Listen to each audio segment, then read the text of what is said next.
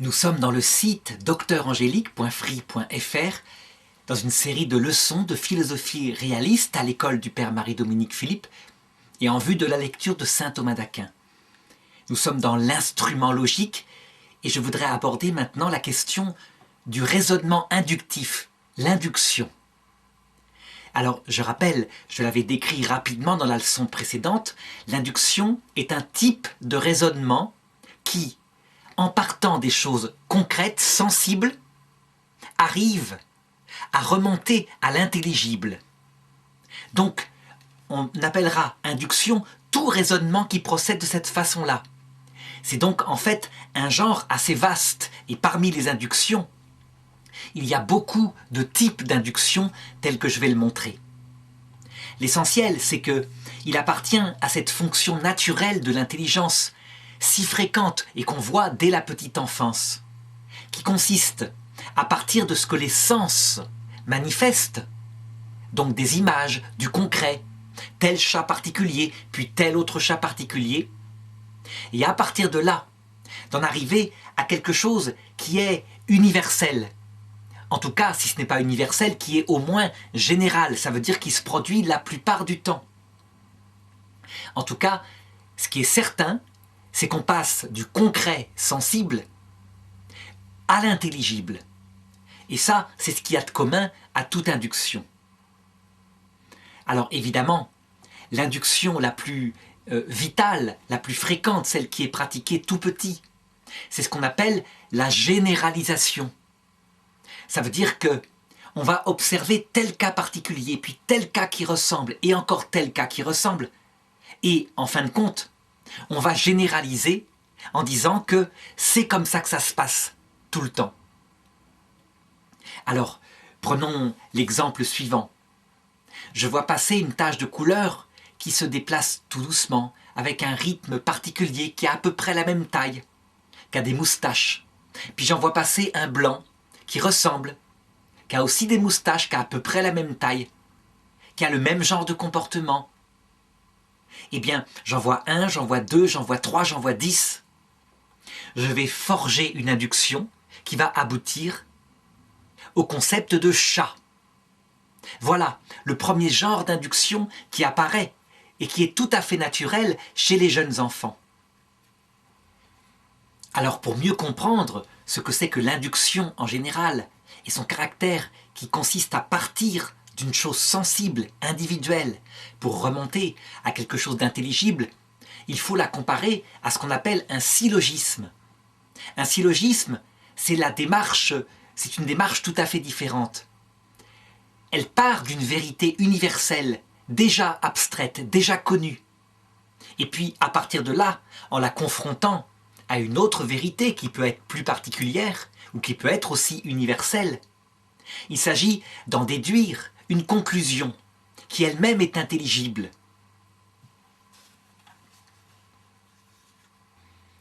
Aristote, dans sa logique, et saint Thomas d'Aquin à sa suite, disent que nous avons deux moyens d'obtenir une science nouvelle. Le premier, c'est en partant du sensible et en remontant à l'intelligible, c'est le domaine de l'induction. Et le second, c'est en partant d'une vérité universelle, d'aller vers une autre vérité. Et c'est ce qu'il appelle le syllogisme. Alors, ceci étant posé, je voudrais montrer quelques types d'induction qui existent et caractériser un petit peu de manière formelle leurs critères, je dirais, le critère qui fait qu'elles sont valides et qu'elles peuvent, mises au service de la philosophie, aboutir à une vérité. Le premier type d'induction, c'est ce qu'on appelle la généralisation.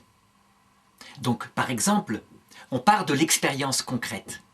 On est ici, dans une pièce, et puis il y a à côté un robinet. On prend une petite part d'eau, on la met sur un réchaud, elle bout à 100 degrés. On prend une autre petite part d'eau, elle bout à 100 degrés. On va chercher de l'eau ailleurs, elle bout à 100 degrés. On fait l'expérience autant de fois qu'on veut. Eh bien, on finira par généraliser en disant « l'eau, ici, elle bout à 100 degrés ». C'est comme cela. On inférera donc une loi universelle.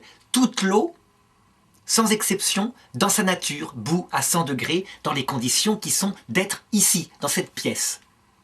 On est bien parti d'une série d'expériences concrètes et on est remonté par généralisation à une loi fondamentale de l'eau. Donc, on le voit, cette induction-là, elle n'aboutit pas seulement, comme dans le premier exemple que j'avais montré, à un concept, le concept de chat. Ici, elle aboutit à découvrir une propriété universelle à l'eau. Et ça marche. Alors évidemment, on le voit, plus l'énumération, plus les expérimentations sont nombreuses, et plus cette forme d'induction-là, qui est une généralisation, sera certaine. Si on part d'un tout petit échantillon, si on n'a fait que 2 expériences avec 2 gouttes d'eau, eh bien je ne suis pas sûr que l'induction dans ce cas-là est véritablement suffisante. D'autre part, on constate que dans la réalité, il y a plusieurs sortes de phénomènes. Certains phénomènes se produisent toujours de la même façon. L'eau, dans la situation que j'ai indiquée, elle bout toujours à 100 degrés. Par contre, lorsqu'on regarde l'être humain, qui est quelque chose de beaucoup plus complexe qu'une simple goutte d'eau, si on met des êtres humains dans la même situation, par exemple, on les met dans une pièce où ils n'ont pas à boire, eh bien, il n'y aura pas 100% de réactions qui seront semblables. Il y aura peut-être une majorité de réactions qui, au bout d'un certain temps, seront la panique, les hurlements, les appels à l'aide. Et puis, il y aura peut-être, parmi les hommes, certaines fois des réactions qui seront le silence et la préparation spirituelle à quelque chose. Et donc, on pourra dire que là, l'observation d'un certain nombre de cas particuliers ne permettront pas à remonter à une loi universelle, mais plutôt à une loi générale. On dira en général, l'être humain confronté à telle situation réagit de cette façon-là. On pourra même, pour aider à cette forme d'induction qui touche à une réalité qui est beaucoup plus souple qu'un corps physique, qui a toujours les mêmes propriétés, on pourra se servir d'un outil statistique et aboutir à un genre de loi comme celle-là. Dans 80% des cas, l'être humain mis dans telle situation a réagi comme cela. Plus l'échantillon, plus l'énumération sera grande, et plus ce taux de probabilité sera d'ordre scientifique.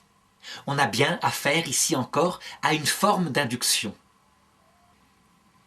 Alors à partir de ces exemples, pour cette première forme, je dirais d'induction, on peut établir quelques-unes de ses propriétés. D'abord, il faut reconnaître qu'il ne s'agit pas d'énumérer des individus. C'est pas ça qui va conduire à l'induction. C'est plutôt des individus qui participent d'une même nature.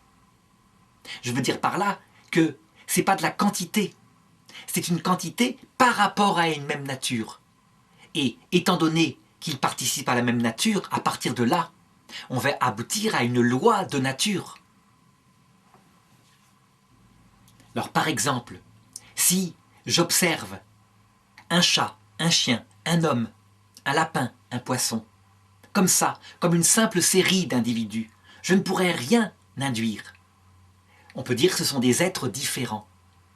Par contre, si mon intelligence cherche ce qu'il y a de commun à leur nature, eh bien je trouverai quelque chose. Et je pourrais dire que tous ces êtres vivants, donc qui participent à quelque chose de commun qui s'appelle la vie biologique et même la vie sensible en l'occurrence, puisque je n'ai pris des exemples que d'animaux, tous ces êtres vivants sont mortels au bout d'un certain temps. Voilà quelque chose qui est une loi universelle à la vie biologique et que je peux découvrir à force d'énumération à partir du concret sensible et en aboutissant évidemment à quelque chose d'universel et d'intelligible. Deuxième propriété de ce genre d'induction, qui est une généralisation, c'est qu'il faut que j'ai suffisamment énuméré de cas particuliers observés. C'est donc le panel que je vais établir qui compte. Si par exemple, dans une science moderne, Je prends un panel de 20 personnes pour établir, par exemple, la question suivante. Est-ce que des enfants adoptés par des couples homosexuels sont bien élevés? Est-ce qu'ils sont équilibrés à l'âge adulte? Mais j'ai 20 cas. Eh bien, en réalité, mon panel n'est pas suffisamment énuméré pour aboutir à quelque chose de véritablement scientifique. D'autant plus que si se mêlent ici toutes sortes d'a priori, je veux prouver quelque chose, ou au contraire, je veux détruire une chose ordinairement admise. Alors on pourra dire que mon induction, pour qu'elle soit valide, il faudra que je prenne le temps d'observer des enfants qui se sont développés, pas seulement dans leur petite enfance, mais que je les observe devenus adultes. Que je les mette dans la même situation, par exemple, que d'enfants qui ont été élevés par des couples hétérosexuels, mais pas par des couples hétérosexuels qui se déchirent, des couples hétérosexuels dans la même situation d'entente que des couples homosexuels par ailleurs. Bref, mon énumération, elle va regarder avec précision des choses importantes qui doivent être communes, sinon ma démonstration ne sera pas du tout scientifique. On peut donc dire que, dans le domaine de la logique, les conditions de ce genre d'observation, de ce genre de statistiques sont importantes à fixer. Il ne faut pas qu'il y ait des aléas. Par exemple, je prends 20 couples homosexuels qui sont parfaitement équilibrés et unis, et puis j'élimine les couples homosexuels qui se sont déchirés.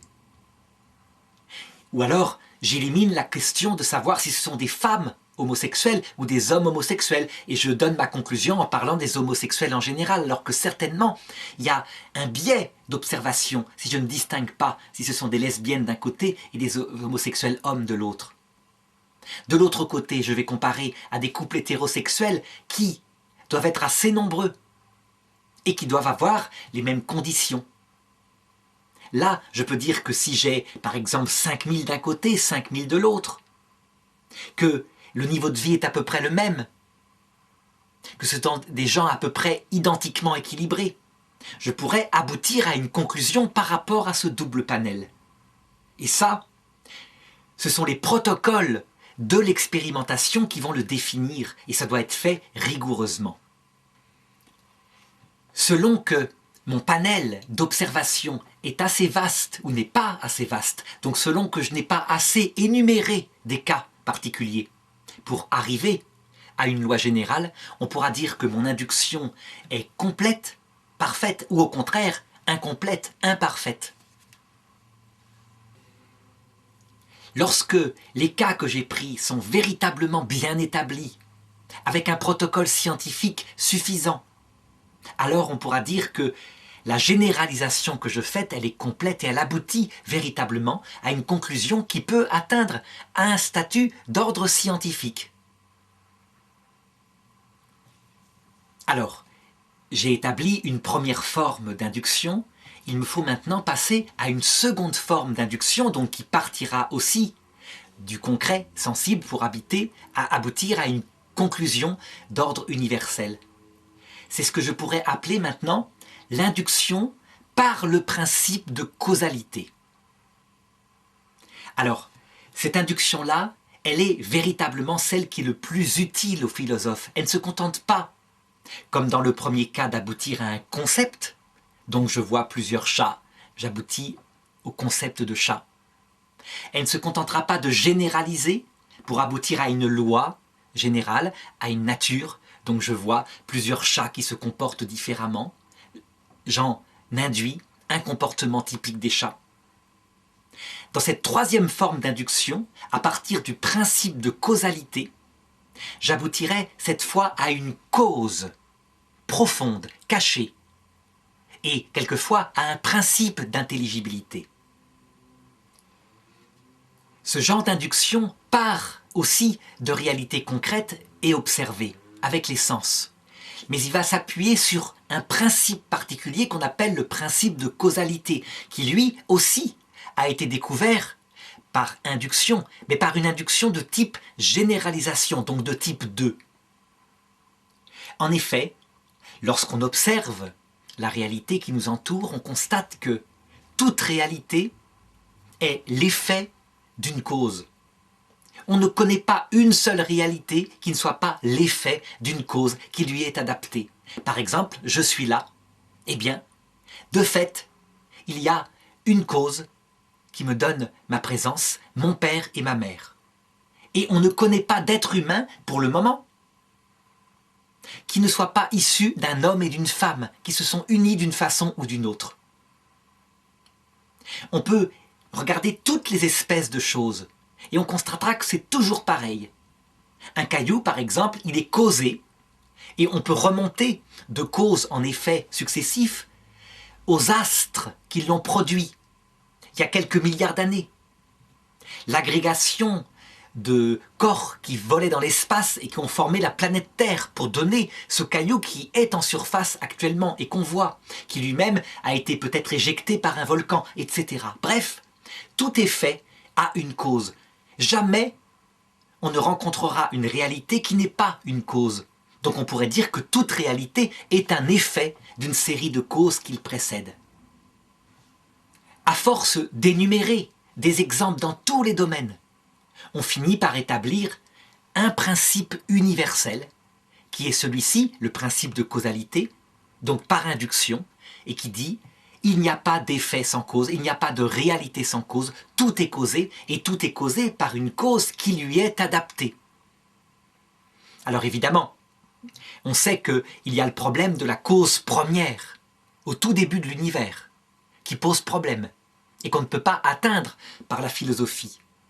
En tout cas, en s'appuyant sur le principe de causalité, on peut dire que les raisonnements qui consistent à dire que le néant, ça veut dire l'absence de cause, aurait causé ce monde, ça ne se tient pas.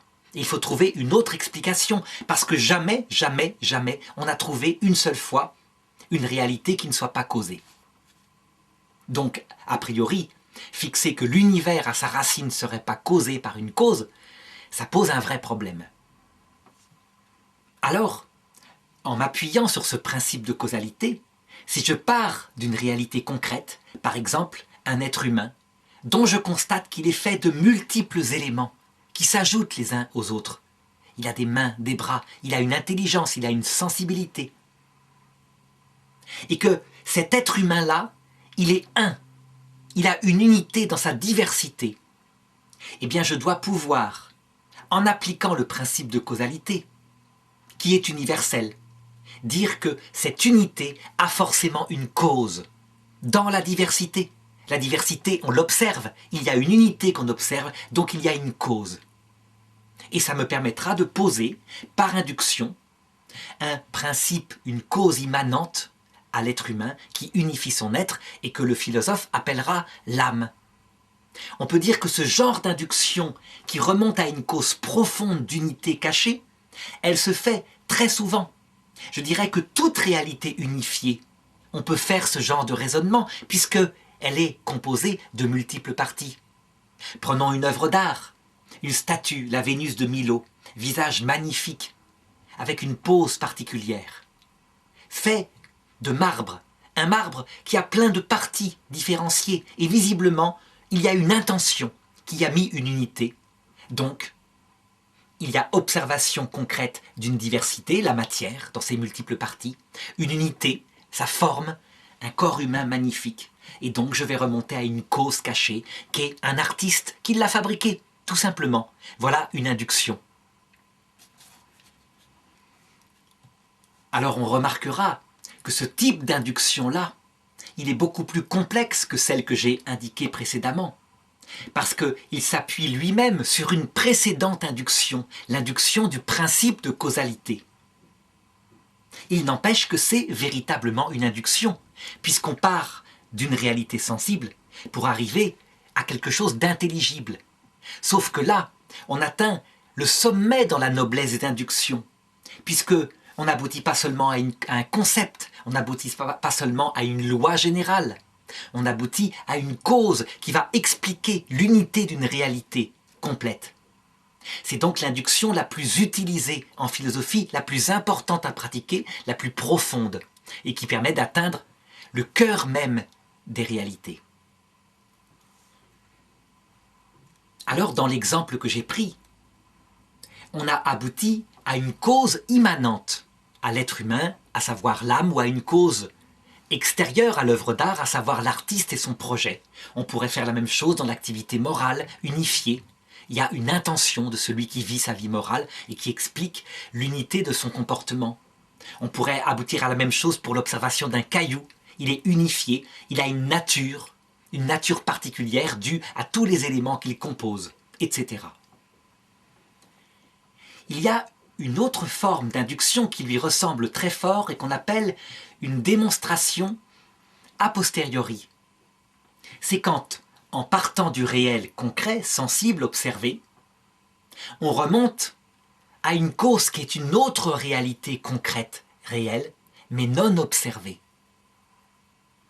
Eh bien, c'est cette démonstration-là qui ressemble fortement à une induction, qu'on peut même quasiment appeler une induction, qui va être par exemple appliquée dans le domaine de la découverte de l'être premier, donc en théologie naturelle. On observe un univers qui est là devant soi, qui est soumis à des lois de corruption, qui se dégrade et qui pourtant n'est pas dégradé encore. Donc à partir de là, on va se demander si on est obligé de poser une cause extérieure à cet univers pour l'expliquer, ou s'il peut s'expliquer par lui-même. Peut-il être éternel? S'il se corrompt, non.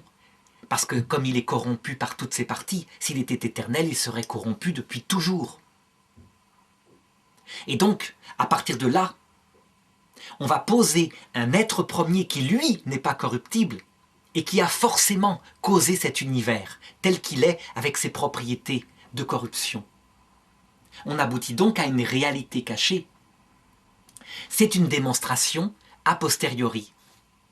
Elle est en fait une forme d'induction puisqu'on est bien parti de concret pour aboutir à quelque chose de caché, une cause universelle cachée, qui est pour le coup une réalité concrète, mais qui est cause universelle de tout ce qu'on peut observer. Alors, qu'est-ce qui caractérise la qualité, la valeur scientifique de ce troisième type d'induction, celui qui aboutit à une cause profonde, cachée? Eh bien, évidemment, d'abord, c'est la valeur du principe de causalité. Le principe de causalité, il n'a jamais été contredit. Jamais quelqu'un n'a trouvé un contre-exemple. Donc, par exemple, une cause qui produirait un effet qui ne serait pas du tout adapté à ce dont elle est capable de faire. Jamais. On n'a jamais vu, en lançant du sable en l'air, le sable s'organiser spontanément pour faire une cathédrale. Il faut une cause adaptée pour faire à partir de sable une cathédrale. Il faut une intelligence organisatrice. Ça, c'est véritablement universel. Deuxièmement, ce qui fait la valeur d'une induction de ce type-là, c'est la qualité du panel d'observation. Plus la réalité sensible de laquelle on part est observée dans tous ses détails, plus elle est décrite, je dirais, par l'observation, dans toute sa diversité, et ensuite dans son unité radicale, plus l'induction sera facile à faire et sera évidente pour l'intelligence. Je veux dire par là que si, par exemple, on se contente, lorsqu'on fait l'induction de l'âme pour l'homme, de décrire les parties biologiques de son être, effectivement, cette structure profonde de ces cellules qui sont ajoutées les unes aux autres avec cette complexité des macromolécules qui composent ces cellules, etc. On va bien aboutir à l'induction d'une cause qui explique dans la diversité de ces atomes agencés l'unité fantastique de cette cathédrale de molécules qu'est le corps humain. Mais on n'aboutira qu'à une cause matérielle, parce qu'on a décrit dans l'être humain que des parties matérielles. Il faut donc aller plus loin. Plus le panel va aller loin dans la description de l'homme, et plus on comprendra cette cause cachée. Donc, si je me contente pas du biologique, je vais décrire aussi l'aspect psychologique, sensible, qui est présent dans l'être humain, qui est commun avec les animaux. J'irai beaucoup plus loin. Et si je vais jusqu'à décrire la partie spirituelle, cette pensée profonde, cette capacité de poser des actes libres, qui est présent dans cette même unité, qui est biologique, et donc qui mange, qui boit, qui ressent comme un animal, alors, à partir de là, ayant l'unité, dans une diversité parfaitement décrite, mon induction va véritablement comprendre la cause qui est cachée, et qui est une cause bien supérieure à une simple âme végétale. Les hommes ne sont pas des légumes. Cette âme, cause de l'unité de l'être, elle produit aussi de la sensibilité, de l'esprit. Et donc, elle est d'une qualité ontologique bien supérieure à ce qu'on pourrait induire, à savoir l'âme d'une plante, l'âme d'un animal supérieur, etc. Donc on le voit, là encore, pour ce genre d'induction, eh bien, la qualité de l'énumération est une chose essentielle. C'est valable pour l'induction du concept de chat, premier type d'induction. Plus on a vu de chat, et plus on saura qu'il y a le concept de chat qui correspond à une nature du chat. Pour ce qui est du deuxième type d'induction, celle qui aboutit à une loi générale, eh bien, plus on a observé de phénomènes par l'expérimentation, plus on a soumis par exemple l'eau au fait de la faire bouillir ici, qu'on a observé qu'elle bouillait à la même température, plus on a fait d'expériences en ajoutant du sel, en allant en haute montagne où l'eau bout à une température bien moins élevée, plus on aura fait ce genre d'expérimentation et plus on comprendra la nature, les lois générales de la nature de l'eau. C'est comme cela. Pour ce qui est du troisième type d'induction, donc l'induction des causes profondes qui expliquent l'unité des êtres, bien plus on aura décrit la multiplicité de ce qui compose les parties d'un être, plus on aura décrit son unité, et plus l'induction de la cause sera parfaite puisqu'elle aboutira à une connaissance de la cause qui, d'ailleurs, se révèle à travers l'effet qu'elle produit. C'est la même chose pour l'être premier, démonstration a posteriori, donc à partir de ses effets, sa création. Eh bien, plus on comprendra cette création, plus on la comprendra dans toutes ses parties, et plus on pourra comprendre quelque chose de l'être premier qui l'a créé. Et aussi, plus la démonstration qui aboutit à poser cet être premier sera solide, certaine. Alors je voudrais, pour terminer, aborder un quatrième genre d'induction qui est utilisé parfois en science. C'est l'induction par analogie, par ressemblance. Ça veut dire qu'en fait, à partir de quelque chose qui se produit, qui fonctionne, donc qui part toujours d'une réalité concrète observée, par analogie, par ressemblance, on va inférer que ça se passe la même chose dans une réalité qui ressemble. Par exemple, si j'observe le comportement des oiseaux actuels, si j'observe aussi le comportement des reptiles comme le crocodile, je l'observe de plus en plus profondément. Je décris chacune des façons de se comporter. Et si, ensuite, par analogie, je veux manifester comment se comportaient les dinosaures qui ont disparu, eh bien, je procède par une forme d'induction. Mais cette induction, elle est très imparfaite. Elle procède par analogie, parce que, effectivement, dans les oiseaux, il y a quelque chose du dinosaure, ça se voit, les pattes ressemblent, le corps ressemble. Dans les reptiles, comme le crocodile, il y a quelque chose des dinosaures carnassiers aussi. Cependant, je n'ai pas le dinosaure sous la main pour vérifier si son comportement est exactement le même. C'est une réalité qui n'est que comparable. Et donc, je peux peut-être aboutir à certaines conclusions sur des lois générales que devaient utiliser les dinosaures. Mais ce sera peu certain. C'est donc une induction imparfaite. Ce genre d'induction, elle est aussi utilisée en médecine. Par exemple, si je donne à un singe, qui est un animal qui est très proche de l'homme au point de vue de sa biologie, tel médicament qui le guérit du sida, eh bien je pourrais peut-être par induction, par comparaison, dire que cette loi qui fonctionne pour le singe, elle doit fonctionner pour l'être humain qui est proche du singe. On sait très bien que l'expérimentation animale, elle fonctionne avec ce système-là, mais elle fonctionne imparfaitement. Parce que, par exemple, le singe, il ne meurt pas toujours de son sida. L'être humain, lui, pour le moment, il y a très peu de cas où quelqu'un contaminé par le sida n'aboutirait pas sans médicament à la mort. Donc l'effet de la maladie n'est de toute façon pas le même si ça se ressemble. Parfois, ce raisonnement par comparaison fonctionne. Par exemple, pour ce qui est de la grippe, l'être humain qui attrape la grippe, le chimpanzé à qui on peut communiquer la grippe en allant le voir dans la nature, eh bien, effectivement, c'est le même genre d'effets, de symptômes, de maladies et de médicaments qui peut le guérir. Là, ça fonctionne. Donc, ça fonctionne dans certains cas, ça ne fonctionne pas dans d'autres parce que ce n'est que par comparaison, par analogie, ce sont des inductions imparfaites. Alors, je voudrais donner un exemple concret pour voir à quel point c'est d'un certain côté bien et d'un autre côté imparfait. Donc prenons un enfant qui observe son chat. Le chat, il peut arriver à comprendre par une induction conceptuelle que c'est un félin. Parce que ça ressemble au tigre, au lion. Ça a à peu près la même tête, c'est un petit félin. Il va l'observer, il va observer comment il chasse un oiseau, comment il chasse une souris. Et à partir de là, s'il procède par cette induction et par comparaison, il va essayer d'en inférer le comportement du tigre. Eh bien, je dirais que pour le tigre, qui est un animal solitaire comme le chat, ça marche assez bien.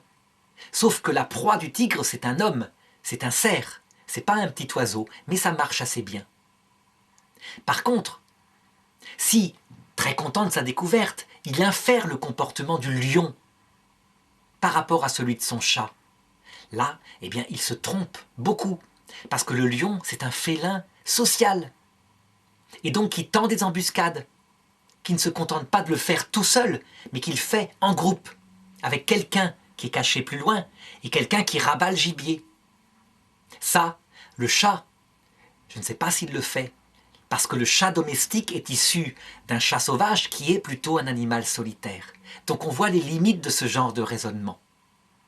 Cependant, il y a des fois où on ne peut pas faire autrement, et c'est bien une forme d'induction imparfaite.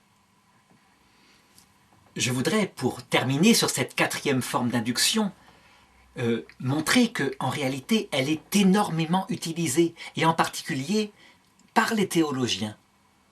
Les théologiens de la théologie révélée, qui essayent d'expliquer la façon dont Dieu fonctionne, entre guillemets, et la façon dont notre âme peut être en rapport avec Dieu.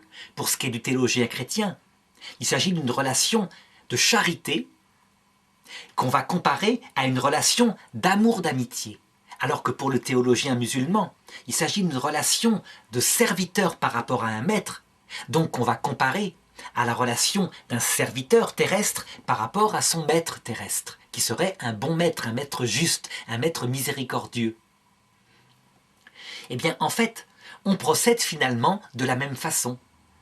On observe le comportement concret de deux amis, et en particulier de l'amitié la plus forte qui puisse exister, l'amitié entre un homme et une femme qui se promettent fidélité pour la vie, passionnément. Et on va, à partir de là, par comparaison, en inférer le comportement de l'âme par rapport à Dieu, qui est comme une sorte de mariage. Et la Bible prend cette comparaison. Saint Paul le dit, il y a dans le mariage un grand sacrement, un grand signe, à savoir, c'est le rapport de notre âme avec Dieu. Les musulmans, eux, feront pareil, avec la question de l'analogie du comportement du maître avec son serviteur. Le maître, il traite son serviteur de manière juste, mais le serviteur ne peut pas aller dans le lit de son maître ou vérifier ses secrets. Il n'a pas le droit de pénétrer dans des choses qu'il ne lui appartient pas de connaître.